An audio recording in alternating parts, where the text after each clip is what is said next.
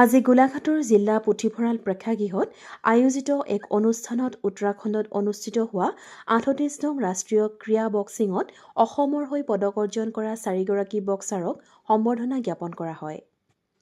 গোলাঘাট জিলা এমএছআৰ বক্সিং সন্থাৰ উদ্যোগত আৰু গোলাঘাট জিলা প্ৰশাসনৰ সহযোগত লাভলীনা বৰগোহাঁই, অংকুশিতা বড়ো, শিৱ থাপা আৰু অভিনৱ শইকীয়াক সম্বৰ্ধনা জনোৱা হয়। অনুষ্ঠানত সম্বৰ্ধনা গ্ৰহণ কৰি অংকুশিতা বড়োৱে অসমত বক্সাৰসকলৰ বাবে অনুশীলন কৰিবলৈ বক্সিং ৰিঙৰ অভাৱৰ কথা উল্লেখ কৰে।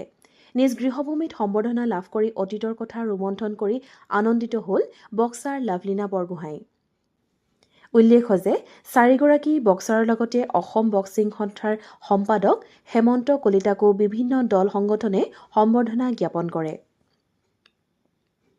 সম্পাদক কলিতাই উল্লেখ কৰে যে কেইখনমান জিলাত বক্সিঙৰ প্ৰশিক্ষণৰ বাবে সুবিধা আছে যদিও বহুকেইখন জিলাত বক্সিঙৰ অনুশীলনৰ বাবে সুব্যৱস্থা নাই।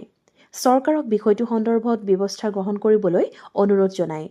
সম্বৰ্ধনা গ্ৰহণ কৰি লাভলীনা বৰগোহাঁয়ে কয়, ভাল লাগিছে, বহুত ভাল লাগিছে। যিহেতু মোৰ অলিম্পিকৰ পিছত এইটো ফাৰ্ষ্ট কম্পিটিশ্যন আছিলে, ইয়াৰ পৰাই ষ্টাৰ্ট কৰিম ভাবিছিলোঁ।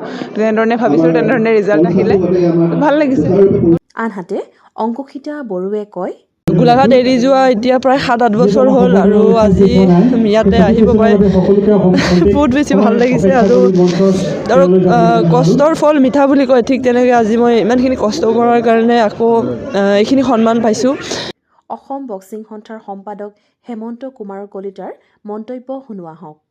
ধন্যবাদ জ্ঞাপন কৰিছোঁ গোলাঘাট জিলা প্ৰশাসন, গোলাঘাট জিলা এমএছআৰ বক্সিং সন্থা, ডেৰগাঁও এমএছআৰ বক্সিং সন্থা আটাই আজি যি উদ্যোগ লৈ পেলাই এই সম্বৰ্ধনা অনুষ্ঠানটো অনুষ্ঠিত কৰিলে, এইটো এটা অত্যন্ত ভাল কথা এটা। কাৰণ এই যিটো উৎসাহ যোগোৱা যিটো আমাৰ এটা অনুষ্ঠান, এইটোক লৈ পেলাই বহুতখিনি প্লেয়াৰ আজি উৎসাহিত হৈছে।